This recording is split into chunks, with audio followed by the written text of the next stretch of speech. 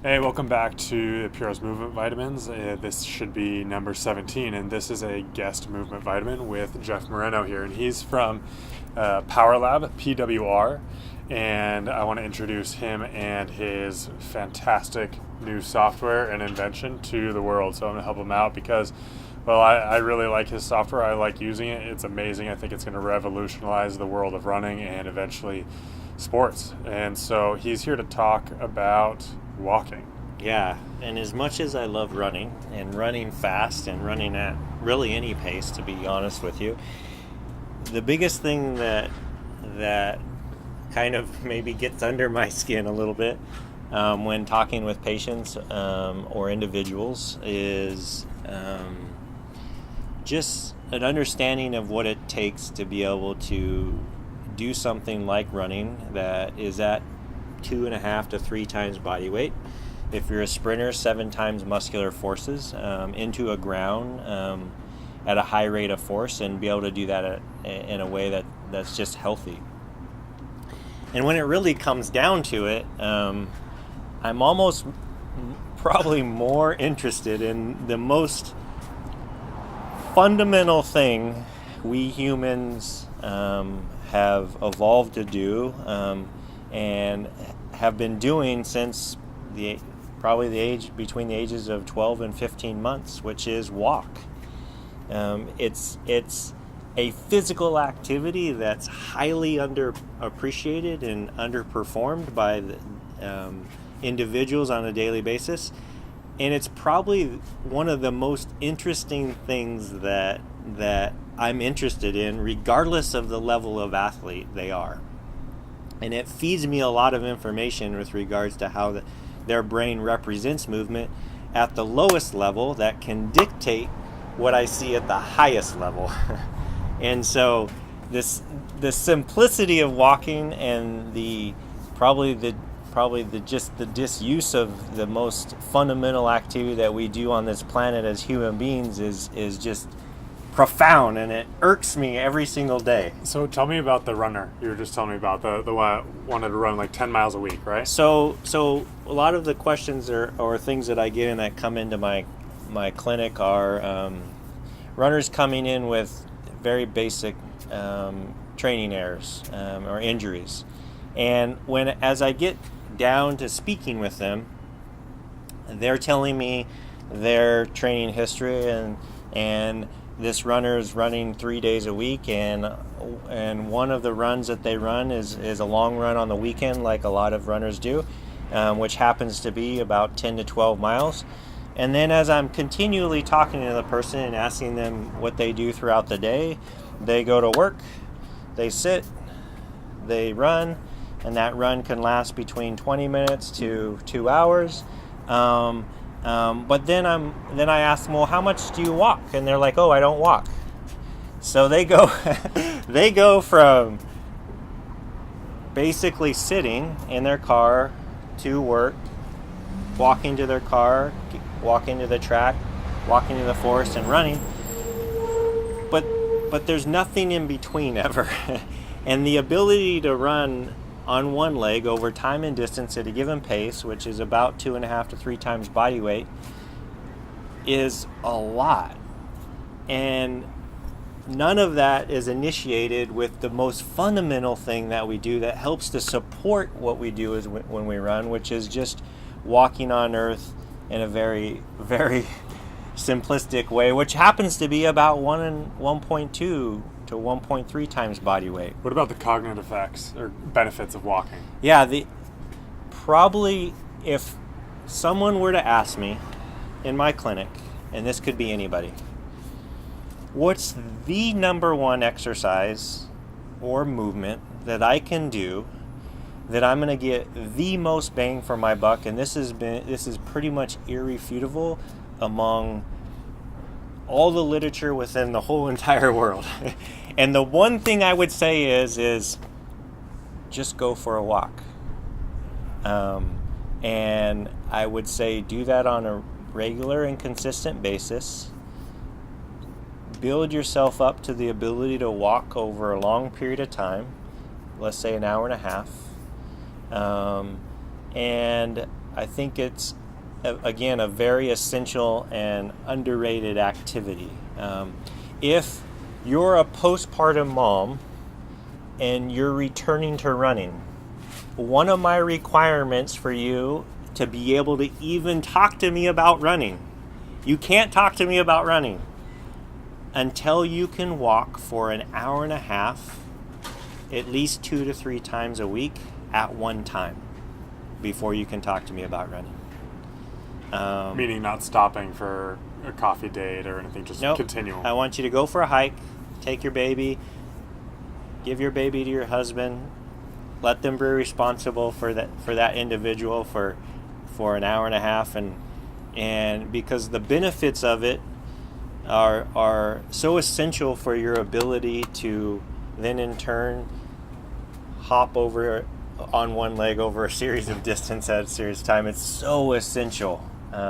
So what are the 3 things, maybe 3 to 5 things that people can do to improve? So say they're like, yes. Okay, Jeff, I got my hour and a half walks in.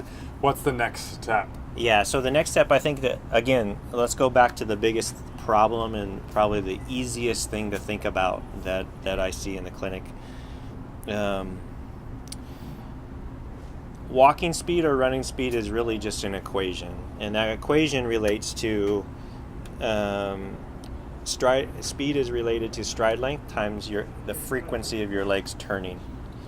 And so sometimes we have a tendency for humans, based on how we live, to increase our length versus increase the turnover rate at whatever speed that we're trying to walk at. So that means we're taking too long of steps at too slow of a pace. Yes. It doesn't fit. So if I'm taking that long of a step, I should be moving at a certain speed. Yes. So what I would say is the easiest thing to do first is to just shorten your stride, which will feel probably really awkward and a little unusual. Can I go too short?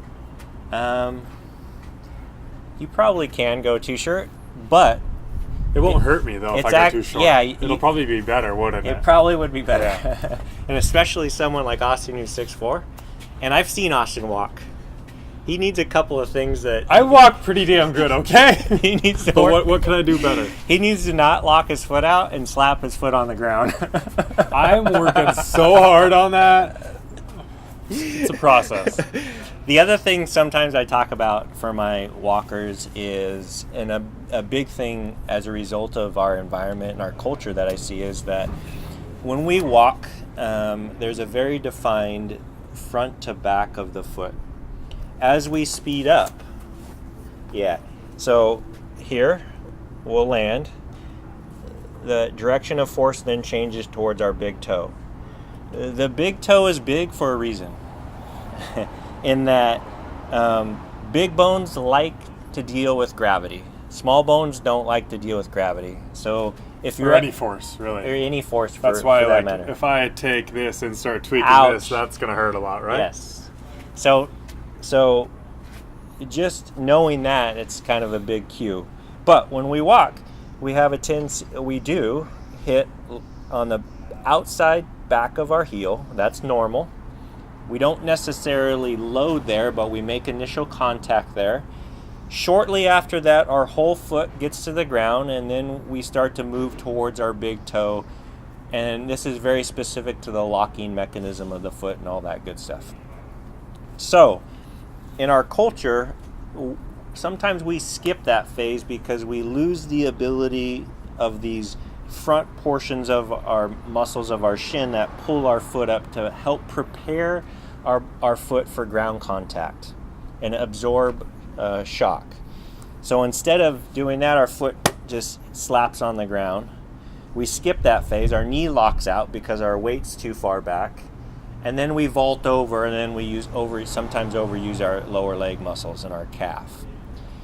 So another cue that I tell them, which almost helps to act as a governor to control their stride without even having to think about their stride, is I ask people to imagine as if they were walking that they had headlights on the bottom of their feet. and that it's pitch black, and the only way they can see where they're going is to just for an instant show their headlights, which helps to facilitate this natural movement of the foot that I want to see prior to ground contact and then at loading response. With a short stride, though, because I can see how that might make me like really want to with a short reach stride. out. Yeah. The other thing is part of the reason why that's important is because that helps to facilitate or limit us locking our knees out. And that's a whole nother discussion on the importance of the pre-tibial muscles of the leg, but More complex than way more complex. But the big thing is go out and walk, man. It can be tremendously amazing for your physical health as well as your mental well-being. It's the most accessible thing we can do, and it's the most fundamental thing we do as humans, and it's why it takes it's the very thing that we take 12 months of our life to figure out how to do, so we can get up and explore the environment as a young kid, and then hopefully continue as an adult. Thank you. Where can people find more about you? They can find me at PWR Lab, PWRLab.com, and they can find me on all the social media. What's Instagram? Instagram is pwr.athlete. Twitter? Twitter is PWR Lab. And is anyone still using Facebook anymore? Yeah, we are on Facebook. Okay. But you can find us at PWR Lab. I'd encourage you to explore that. It's something that I'm very passionate about, and giving people the ability to access information in a way that you can visualize your best through just health. So he's being a little too humble here. This system is revolutionary. It's amazing. Go check it out. Thank you. All right. Thank you. Awesome, buddy. Great.